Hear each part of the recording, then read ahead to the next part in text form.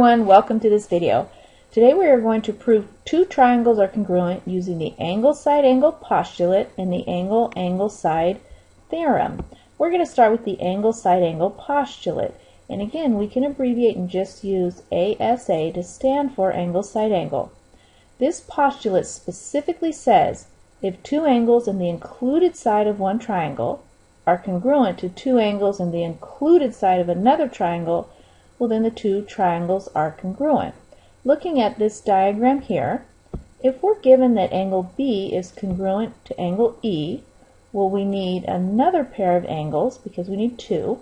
Well, we could then also be given that angle A is congruent to angle D. But the postulate says we need the included side of one triangle. Well, the included side means in between the two angles. So we need to use this red side here, and if we're given that segment AB is congruent to segment DE, we would then have angle, side, angle. And again, just remember that the side has to be in between the two angles in order to use this postulate. Well, we have enough now to prove that these two triangles are congruent. We would then say that triangle ABC is congruent to triangle DEF using ASA. Now let's look at angle, angle, side. Well, this says that if two angles and a non-included side of one triangle are congruent to two angles and a non-included side of another triangle, then the two triangles are congruent.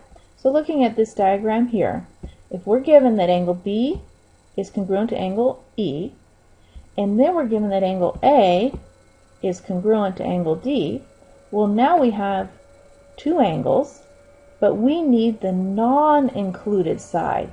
Non-included would mean that it is not in between. So these two red sides here would be non-included.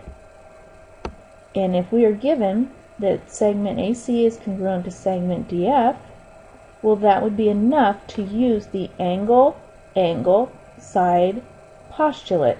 We could have used BC and EF as well, and that would have worked to use the angle, angle, side postulate as well. Well, then we would say that triangle ABC is congruent to triangle DEF using angle, angle, side. Well, now let's see how we might use this in a proof. Let's say that we're given this information here, and let's start out by looking at this given information. RP bisects angle SRQ. Let's take a closer look at our diagram.